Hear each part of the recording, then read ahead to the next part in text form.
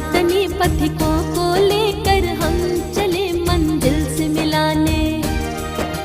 भक्त जहाँ अपने अपने भगवान से मिलते हैं, चैन अमन के संदेश जिस धाम से मिलते हैं। चलो उस धाम पे चलते हैं, चलो उस धाम पे चलते हैं, चलो उस धाम पे चलते हैं, चलो उस धाम पे चलते हैं। तीर्थ दर्शन के सदा परिणाम निकलते हैं, आकर अंबर से भगवन जिस धाम पे मिलते हैं।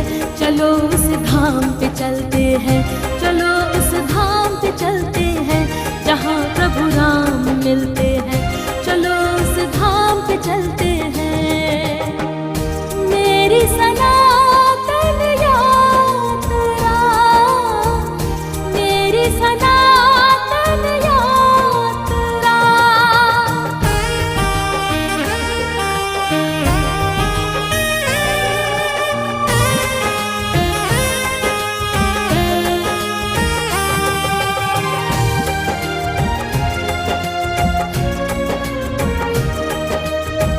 वसुधा के कण कण में अनमोल खजाने हैं, खोज लेन रत्नों को जो भाग जगाने हैं। हरे हर की लीला कथा के जो ये ठिकाने हैं, धर्म ध्वजा के प्रहरी ये सब सुहाने हैं। भारत एक ऐसा देश है जिसे मंदिरों की भूमि कहा जाता है। यहाँ के मंदिर न केवल धार्मिक आस्था के केंद्र, बल्कि सांस्कृतिक धरोहर, वास्तुकला के अद्भुत उदाहरण, सामाजिक जीवन के अभिन्न अंग भी हैं। भारतीय संस्कृति में मंदिर केवल पूजा के स्थान ही नहीं है, बल्कि जीवन के हर पहलू में गहराई से जुड़े हुए हैं। यही कारण है कि विश्व भर के श्रद्धालु और पर्यटकों को अपनी ओर आकर्षित करते हैं।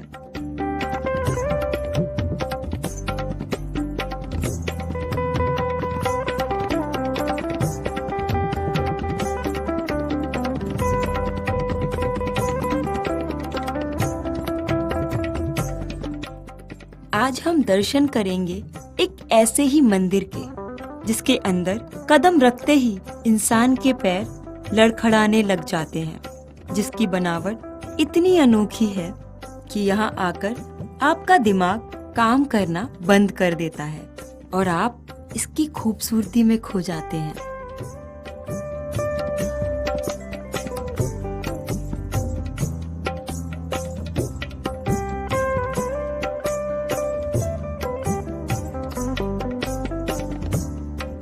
हम बात कर रहे हैं मध्य प्रदेश के ग्वालियर से 37 किलोमीटर दूर मुरैना जिले के मितावली गांव में स्थित 64 योगिनी मंदिर की। धरातल से 100 फीट की ऊंचे पहाड़ पर स्थित यह एक अद्भुत मंदिर है।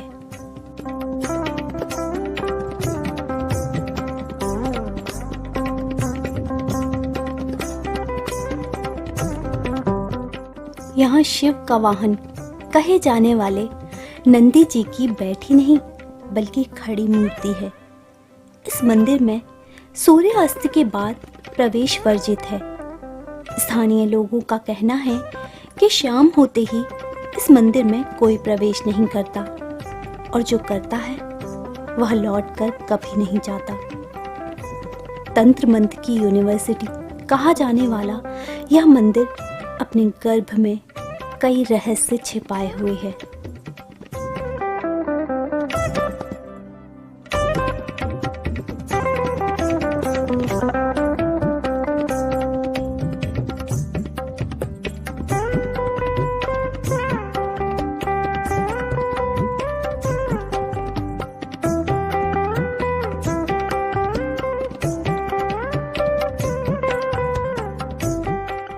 शिव जी और योगिनियों के इस मंदिर को क्यों बनवाया गया था?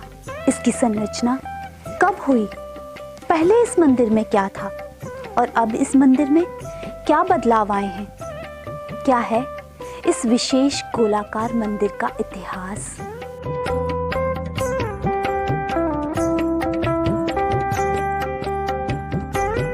कहा जाता है कि 64 योगिनियों के नाम से मशहूर इस मंदिर को 1323 ईस्वी में कच्छप राजा देवपाल ने बनवाया था। तब यहाँ शिव के साथ योगिनियों की मूर्तियां भी विराजमान की गई थीं। इस मंदिर को तंत्र साधना के प्रमुख केंद्र के रूप में जाना जाता था। उस दौरान राजा, महाराजा और तांत्रिक साधक यहाँ अपनी क्रियाएं किया करते थे। वे अपने अंदर की कुंडलिनियों को जागृत करने के लिए ये साधना करते थे।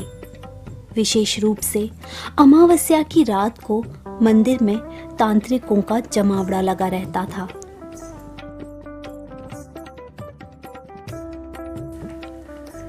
हर रात मंदिर में विशेष साधनाएं होती थीं, जिसमें सिद्धियां प्राप्त करने के लिए तंत्र मंत्र का जाप किया जाता था।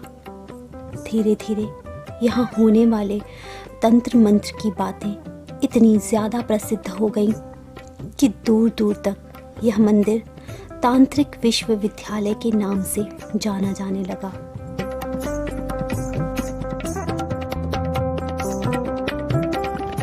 यह मंदिर केवल तंत्र मंत्र का केंद्र ही नहीं था, बल्कि ज्योतिष, वास्तु और योग विद्या का भी प्रमुख स्थान था।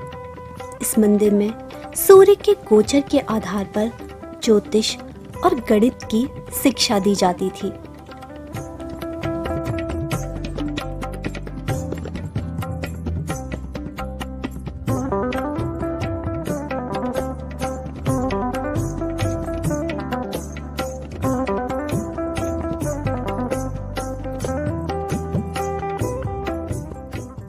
मंदिर की पहाड़ी की तलहटी में भारी भरकम आभूषणों युक्त देवी मां की प्रतिमाएं प्राप्त हुई थीं, जो वर्तमान में ग्वालियर किला संग्रहालय में सुरक्षित रखी हुई हैं।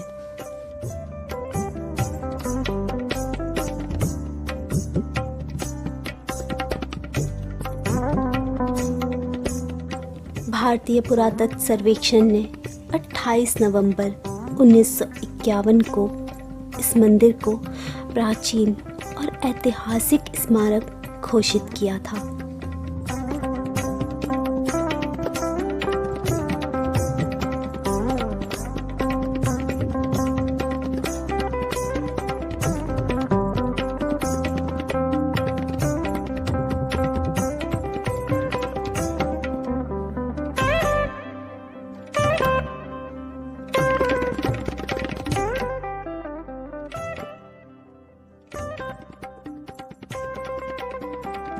आखिर इस मंदिर में ऐसा क्या है जो इसे बाकी मंदिरों से अलग बनाता है? इसकी संरचना में ऐसी कौन सी खास बात है जो इसे एक बार देखने पर ही आंखों में बस जाता है? इस मंदिर में ऐसे कौन से राज छिपे हुए हैं जो सबको हैरान कर देते हैं?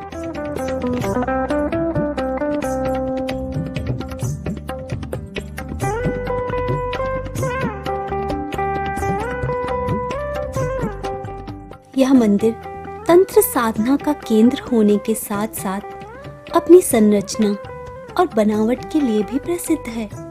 100 फीट ऊंचे पहाड़ पर बने इस मंदिर तक पहुंचने के लिए करीब 200 सीढ़ियां चढ़नी पड़ती हैं, जो पत्थर को काट कर बनाई गई हैं।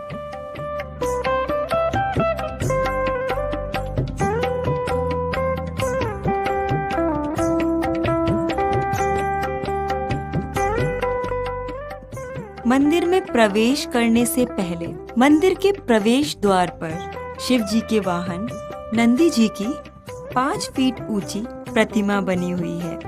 इस मूर्ति की खास बात ये है कि ये मूर्ति एक ही पत्थर से बनी हुई है, इसमें कोई जोड़ नहीं है। शिव जी के हर मंदिर में आमतौर पर नंदी जी की प्रतिमा बैठी हुई होती है, किंतु 64 योगिनी मंदिर नंदी जी की ये मूर्ति खड़ी हुई है, जो इस बात का प्रतीक है कि इस मंदिर की रक्षा के लिए स्वयं नंदी जी तत्पर हैं।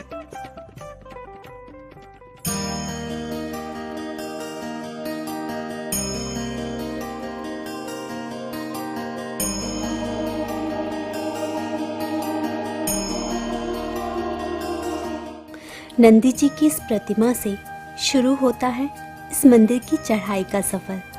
पत्थरों को काट कर बनाई गई ये सीढ़ियाँ एक अच्छे खासे इंसान को भी थका देती हैं।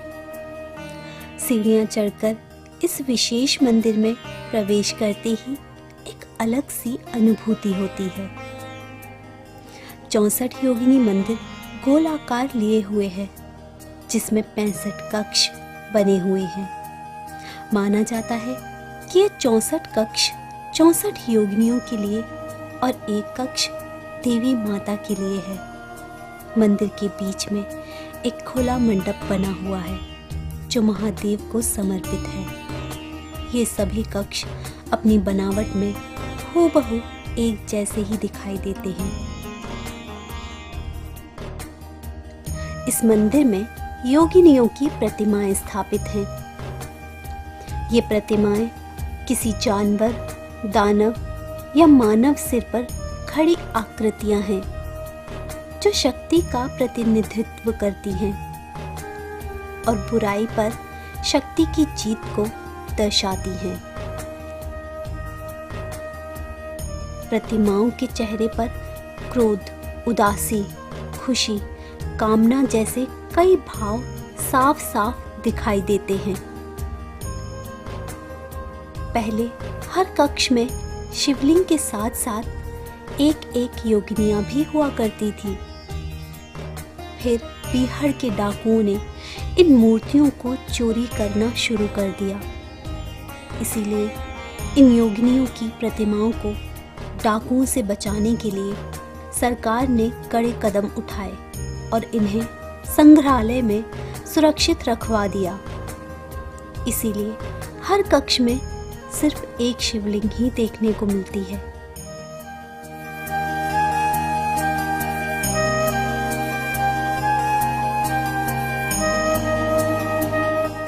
वैसे तो इस मंदिर के हर कमरे में आपको एक एक ही शिवलिंग दिखाई देगी, लेकिन इसके गर्भगृह में एक साथ 2 शिवलिंग मौजूद हैं, जो इस मंदिर को और भी ज्यादा रहस्यमयी बनाती हैं। पूरे देश में शायद ही ऐसा मंदिर होगा जहां 2 शिवलिंग एक साथ विराजमान हैं।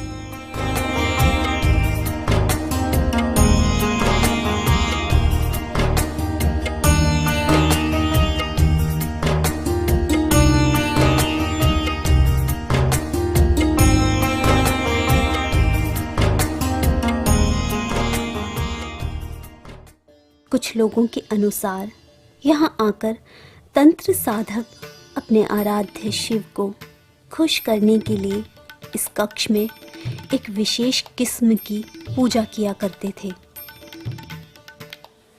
देश के लगभग सभी मंदिरों का आकार एक विशेषता के लिए है, पर उनकी छत और गुंबद लगभग एक जैसे होते हैं।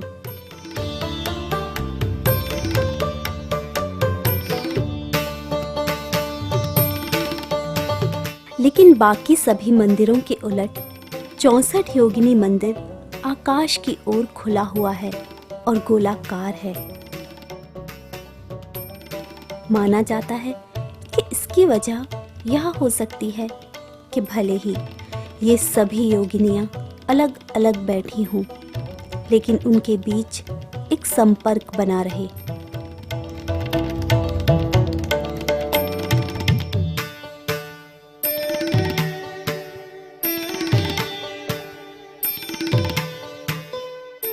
वैसे तो यह क्षेत्र भूकंप प्रवृत्त है और यहाँ अक्सर भूकंप के झटके महसूस किए जाते हैं, पर इस मंदिर की यह बात बेहद खास है। 101 खंभों पर टिके इस अनोखे मंदिर ने कई भूकंप के झटके झेले हैं, लेकिन अब भी यह अपने स्थान पर सुरक्षित खड़ा हुआ है।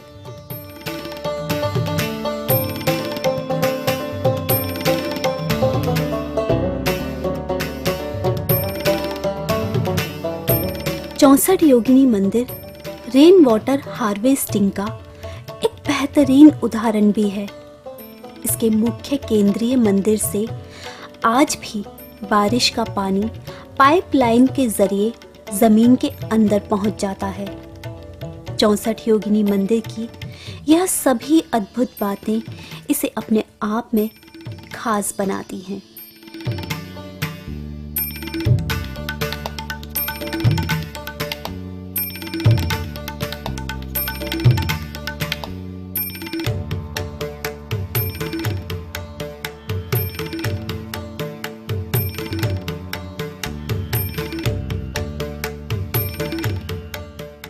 एक और बात है जो इस मंदिर को खास बनाती है, हमारे देश के संसद भवन और इसकी समानताएं।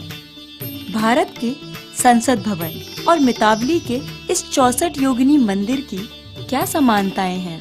क्या सचमुच आर्किटेक्ट ने यहाँ से डिजाइन लेकर इसका निर्माण किया था?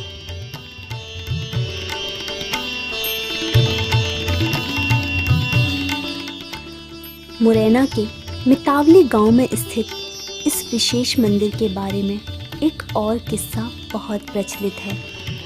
भारत के संसद भवन और इस मंदिर की बनावट में बेहद समानता है। ऐसा माना जाता है कि इस मंदिर के डिजाइन से प्रभावित होकर आर्किटेक्ट एडविन लुटियंस ने दिल्ली में स्थित संसद भवन का निर्माण करवाया था।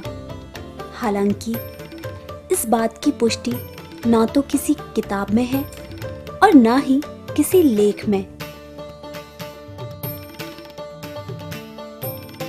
लेकिन कई इतिहासकारों का मानना है कि एडविन लुटियंस जब इस 64 योगिनी मंदिर में आए थे तो इसके डिजाइन से वे बेहद ही प्रभावित हुए थे और इसी से प्रेरित होकर उन्होंने संसद भवन की डिजाइन तैयार की थी।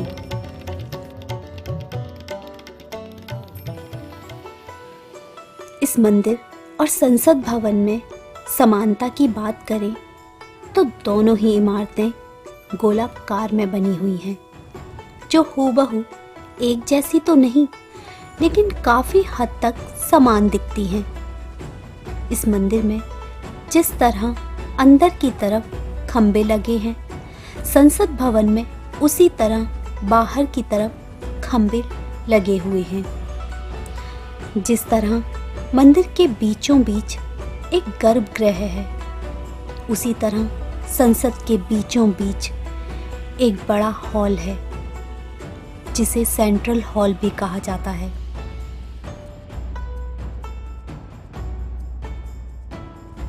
चौसठ योगिनी मंदिर और संसद भवन की इन समानताओं को देखकर आपका क्या मत है?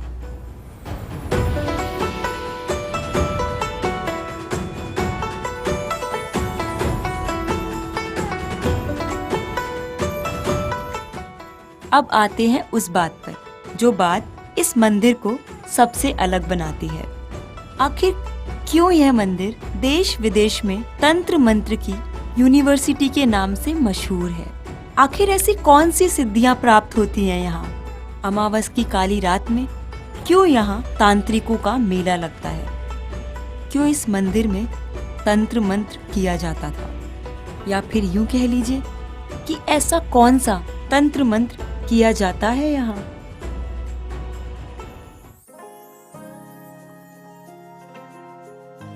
सूर्य अस्त के बाद इस 64 योगिनी मंदिर में कोई नहीं आता।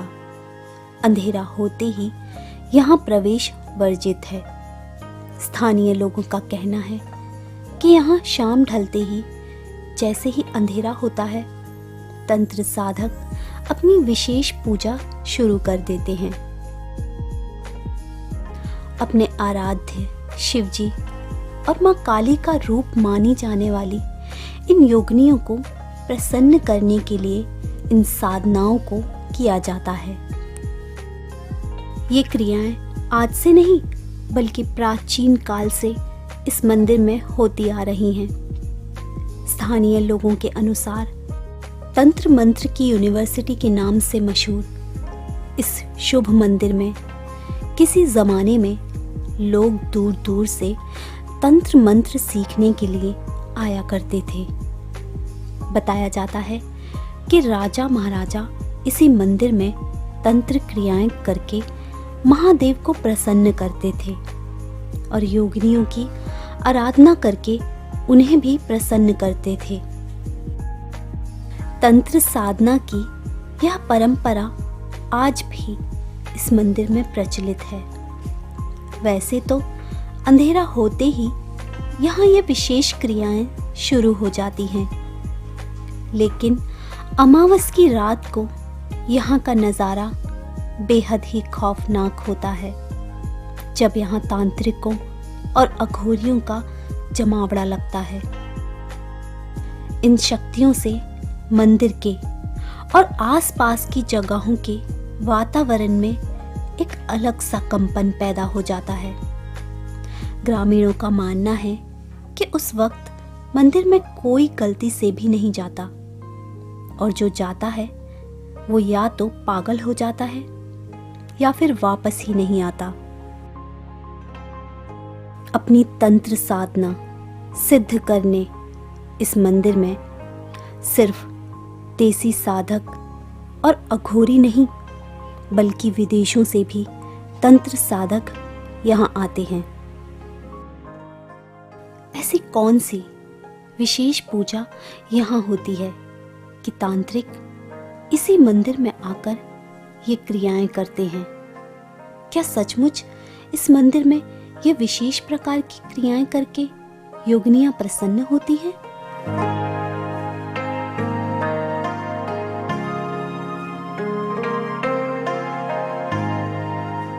बताया जाता है कि देश भर में कुल 1164 योगिनी मंदिर स्थित हैं, जिनमें से 2 उड़ीसा, 5 मध्य प्रदेश, 3 उत्तर प्रदेश, 1 तमिलनाडु में स्थित है।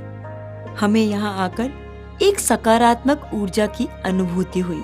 उम्मीद है कि आप भी यहाँ आकर इस अद्भुत ऐतिहासिक मंदिर के दर्शन अवश्य करेंगे।